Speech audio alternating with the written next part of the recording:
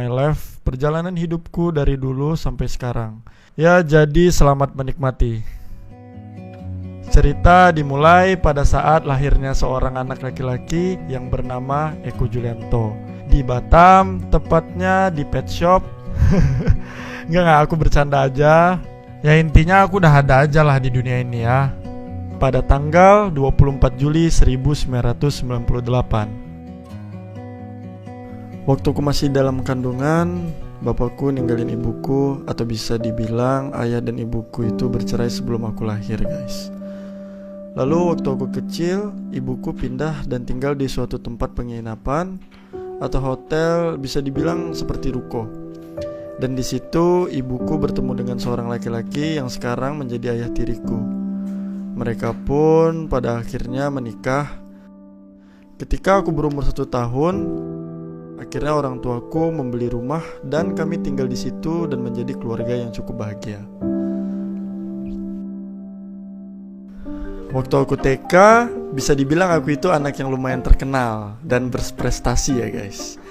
Terkenal karena kenakalannya yang pertama, dan prestasiku adalah paling sering buat masalah. Dan yang aku ingat, waktu itu aku pernah melempar batu kepada temanku dan headshot.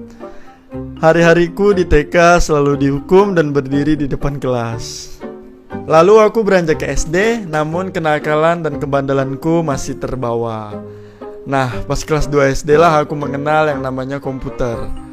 Aku di sini langsung ke warnet, dan game pertama yang aku maini adalah The Great Merchant. Lalu aku main Dota 1 juga, dan akhirnya hari-hariku di masa SD kebanyakan bermasalah. Sering bolos sekolah dan ke warnet buat main game-game yang aku sukai.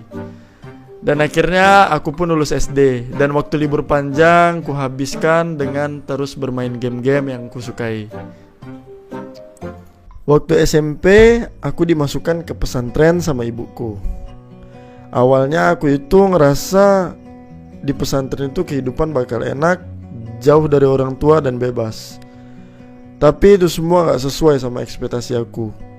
Dan akhirnya aku gak kuat karena kehidupan di pesantren rupanya gak bebas, berusaha mandiri, dan lain-lain. Lalu waktu aku naik ke kelas 2, memutuskan untuk pindah sekolah ke SMP biasa. Di situ aku senang banget karena aku bisa dapat kebebasan. Dan ibuku membelikan aku komputer supaya aku gak mengulangi kebiasaan aku dulu yang sering bolos, dan ternyata semua tidak sesuai harapan, malah jadinya lebih parah. Waktu itu aku sampai bolos 3 bulan, dan ibu aku sering banget dipanggil ke sekolah. Tapi pada akhirnya aku pun masuk ke sekolah lagi seperti biasanya, menjadi anak baik. Waktu itu dengan uang jajanku yang 7.000, gimana caranya aku harus nyisihin duit buat main warnet, makan, dan ongkos. Terkadang aku ngasih uang kurang ke supir angkotnya, dan akhirnya supirnya marah-marah. Terkadang juga aku bela-belain jalan kaki supaya bisa sisihin uang untuk main warnet. Masuklah aku ke masa SMK. Jurusanku multimedia. Waktu aku kelas 1 SMK, mulailah kenal yang namanya naksir sama perempuan. Waktu itu aku percaya diri karena kegantenganku, dan aku cukup ngerasa banyak yang naksir. Widih. Sampai-sampai aku ngerasa bude kantin pun naksir sama aku. Waktu itu aku pernah dekat sama kakak kelas juga, dan itu agak lumayan sih perbedaannya. Dia kelas 3 SMK dan aku baru kelas 1. Nah, disitulah aku mulai jarang banget yang namanya main game.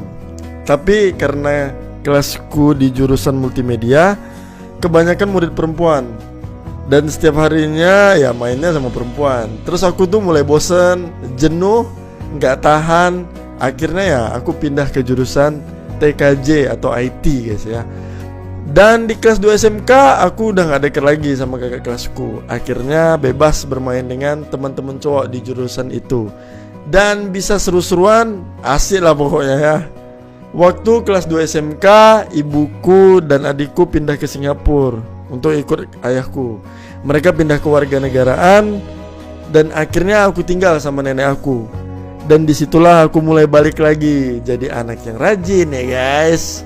Rajin bolos, rajin main game, dan kerajinan-kerajinan lain lah pokoknya. Balik lagi lah aku kayak dulu, itu aneh lah. Ditambah aku lebih suka menyendiri, main sendiri, karena fokusku hanya untuk main game.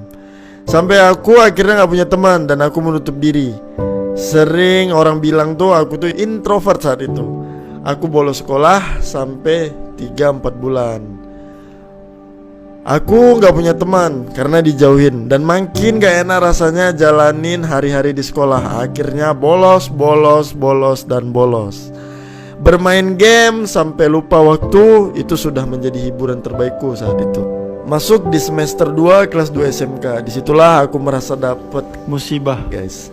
Ayahku meninggal dan itu menjadi suatu pukulan berat buatku. Aku harus naik bersyarat dan pindah sekolah karena banyaknya masalah-masalahku. Setelah itu, suatu hari aku bertemu dengan seorang wanita di depan rumahnya, yaitu Tiora yang sekarang sudah menjadi istriku. Waktu itu aku berkenalan sama dia, dan selang 2 hari aku menembak dia dan headshot. Nggak bercanda ya. Aku menyatakan perasaan sama dia dan akhirnya berpacaranlah aku dengan dia. Namun selang 1 jam aku diputusin tuh. Intinya masa-masaku dulu penuh dengan hal suram, guys. Namun setelahnya aku mencoba meyakinkan dia. Akhirnya dia pun mau. Jujur aja, saat itu aku butuh banget yang namanya pendamping dan membutuhkan sosok yang dapat menemaniku. Yang bisa gantiin sosok ibuku dan adikku, karena aku jauh dari mereka. Di kelas 3 SMK, guru dan ibuku selalu mengingatkanku, yang penting tuntaskan dulu SMK dan setelahnya aku bebas mau ngapain aja. Dari situ aku mulai sadar dan merubah diriku. Aku mulai rajin ke sekolah, belajar dan menuntaskan masa SMK-ku dengan semestinya. Waktu itu libur sangat panjang, dan seperti biasa ya aku melanjutkan kebiasaan aku lah di warnet ya. Namun saat bersamaan aku pun mulai jenuh dengan game Dota. Dan waktu itu Android sudah mulai ramai, makin canggih. Akhirnya aku mulai terjun di dunia game mobile. Game mobile yang sering kumainkan adalah Vainglory. Aku main bareng kawan dekatku yaitu Odi dan Sawe. Dan masuklah di masa-masa kuliahku nih guys. Hiruk pikuk dunia perkuliahan aku jalani. Sembari kuliah, aku menjalani bisnis kuliner milik ibuku. Dan di saat bersamaan, Tiora juga punya bisnis sederhana, yaitu produksi jilbab sendiri. Setelah fokusku terbagi, dan aku harus memilih mana yang harus kutekuni. Akhirnya, aku pun memilih untuk merelakan kuliah dan menjalani bisnis kuliner ibuku saat itu. Begitupun Tiora, karena kami berdua sama-sama memiliki iktikat baik untuk berkeluarga. Akhirnya kami pun menikah. Hari demi hari berlalu. Setelah beberapa bulan, sahabatku Odi memberitahu aku kalau ada game MOBA mobile selain Vainglory yang cukup seru. Nah, ini dia yang kita tunggu-tunggu nih guys. Game yang sangat berpengaruh pada karirku sampai sekarang, yaitu Mobile Legends ya, developer by Montong. Beberapa waktu aku fokus bermain, sampai-sampai istriku sering menegurku karena aku terlalu sering bermain dan lupa waktu. Aku ngerasa game ini sangat seru. Aku merasa tertarik dengan game ini, dan aku yakin aku bisa jadi pro player seperti impianku. Di saat bersamaan dengan Odi dan Sawe, kami memutuskan untuk fokus dan serius dengan game ini. Terus aku cari grup game ini di platform Facebook waktu itu dan berbagai platform lainnya. Seiring berjalannya waktu, akhirnya karena aku terlalu fokus dengan game ini, aku menghabiskan banyak waktu untuk bermain game ini daripada usaha kulinerku. Istriku menegurku dan selalu mengingatkanku. Dia gak suka kalau aku terus-terusan kayak gini. Tapi aku tidak langsung mengiyakan untuk berhenti bermain. Dan tibalah saatnya dia memberitahuku kalau dia lagi hamil. Disitulah aku tersadar dan akhirnya mengurangi waktuku untuk bermain game ini. Setelah itu, aku mencoba mendaftar ke squad dan masuklah aku dalam squad pertamaku, yaitu E15. Beberapa minggu aku bermain di F15 dan aku menawarkan diri di squad 404 NF. Dan waktu itu karena kebanyakan member, kami dikelompokkan menjadi 8 kelompok. Dan aku di posisi paling akhir waktu itu, yaitu kelompok nomor 8. Singkat cerita, aku menjalani rutinitas dan menghabiskan cukup banyak waktu di situ. Namun aku merasa belum cukup mendapat pengalaman lebih dari squad itu. Jadi aku memutuskan pindah lagi ke squad Malaysia, yaitu Traitor.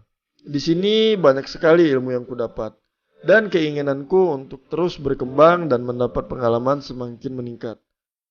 Akhirnya aku mencoba untuk daftar lagi di squad nomor 1 leaderboard saat itu, yaitu Secret, dan alhamdulillah aku diterima di situ.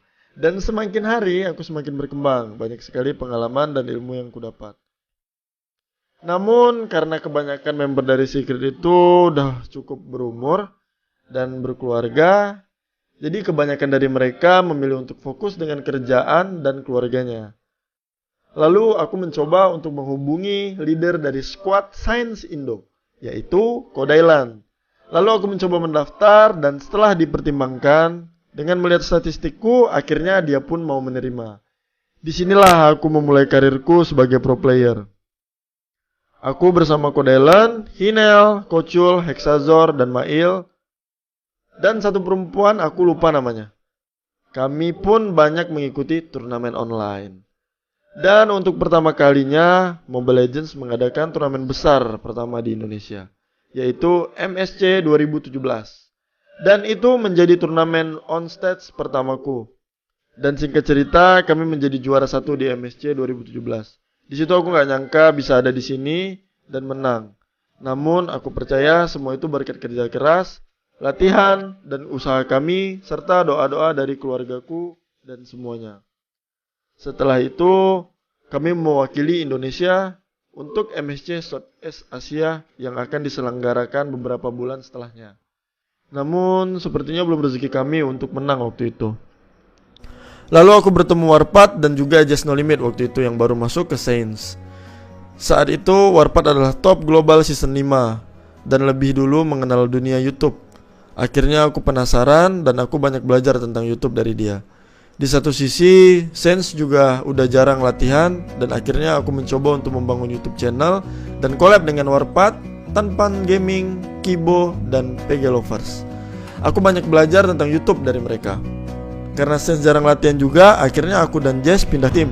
Waktu itu Dongki nawarin buat join ke EVOS Esports. Bersama Dongki, Kenir, Oreo, Just No Limit, dan aku, kami semua lolos babak kualifikasi online MPL Season 1. Dan kami pun sangat percaya diri bahwa kami bisa dapat juara 1. Dan ternyata masih belum rezeki juga. Namun kami tetap bersyukur bisa di peringkat 2 di MPL Season 1. Lanjut ke perjalanan MPL Season 2. Roster sudah berganti, Kenir dan Oreo keluar dan masuklah Marsha. Seiring berjalannya waktu, Dongki pun akhirnya keluar juga. Kami mencari penggantinya dan ketemulah dengan Emperor dan kami menjadi satu tim. Singkat cerita, kami terus berlatih bersama di gaming house kami yang bertetapan di Jakarta. Kami terus membangun chemistry dan berlatih untuk persiapan MPL Season 2. Setelah kami bersaing dengan tim-tim besar lainnya, akhirnya kami masuk ke Grand Final. Dan lagi-lagi kami belum bisa mendapatkan juara 1 karena harus kalah oleh RRQ pada waktu itu. Namun itu semua bukan hasil yang mengecewakan. Aku tidak patah semangat dan tetap optimis kalau next pasti bisa jadi juara. Tetapi sangat disayangkan kami harus berpisah dengan Step atau Marsha dan Joe yang keluar dari EVOS juga. Di perjalanan MPL Season 3, roster terus berganti.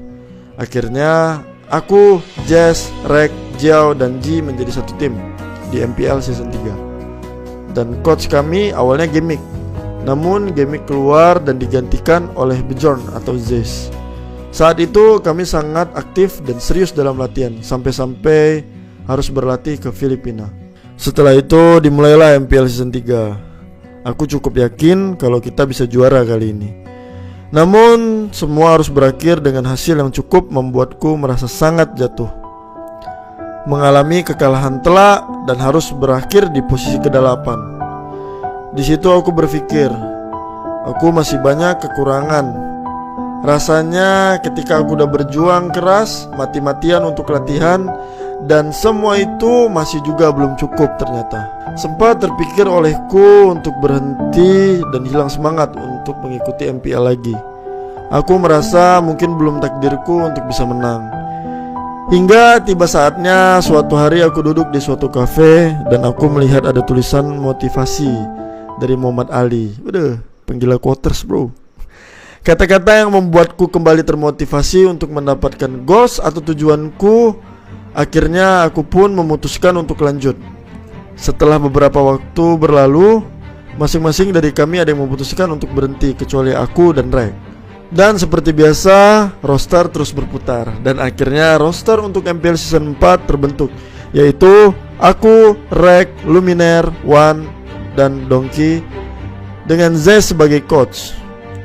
1 minggu terbentuk, kami langsung memenangkan INC dan mempersembahkan piala untuk EVOS ML. Yang awalnya aku drop banget, sewaktu itu menjadi semakin percaya lagi dan memiliki semangat penuh, layaknya baterai yang habis dicas bro. Singkat cerita, setelah banyak pengorbanan dan waktu yang kami curahkan untuk latihan dan bersaing di MPL Season 4, dengan persiapan yang aku rasa sudah mencapai 1000% dan chemistry yang cukup. Oke, aku merasa di tim ini bukan hanya sekedar partner, namun sudah seperti keluarga ketiga setelah keluarga kecilku. Dengan terus berdoa, karena kami yakin Tuhan tidak tidur, dan tentu juga berkat doa dan dukungan kalian semua, akhirnya kami berhasil menjuarai peringkat nomor 1 MPL Season 4. Kosong-kosong ya. Let's go. Nice. Main yang terbaik dari semua tim tadi. EVOS! Rani! Stiker gitu loh, stiker gitu loh, stiker gitu loh, stiker gitu loh, stiker gitu loh. Tapi wow! Yang dimenangkan MPL Indonesia.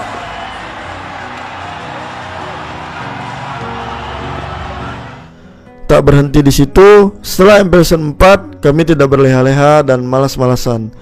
Terus berlatih lagi dan berdoa, karena yang ada di hadapan kami adalah hal yang lebih besar dari ini, yaitu turnamen M1 World Championship dan SEA Games 2019 cabang Mobile Legends. Tiba saatnya M1 diselenggarakan di Malaysia. Aku nggak nyangka bisa sampai berada di titik ini, dimana ini adalah ajang kompetitif berskala dunia. Melawan banyak tim-tim hebat dari berbagai negara, kami pun berhasil masuk ke tahap final. Di sini aku merasa kesabaran dan mental kami sangat diuji. Berkat doa kami, doa keluarga, dan doa dari pendukung kami seperti mendapatkan keajaiban yang selama ini belum pernah kami rasakan.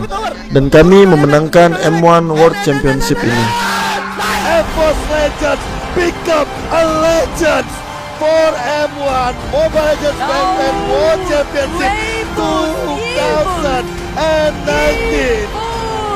EVOS Legends begitu menggila, seperti yang KB katakan juga. EVOS Legends menuakan suatu hal yang luar biasa tentunya. Perjalanan mereka begitu menggila sampai pada titik ini.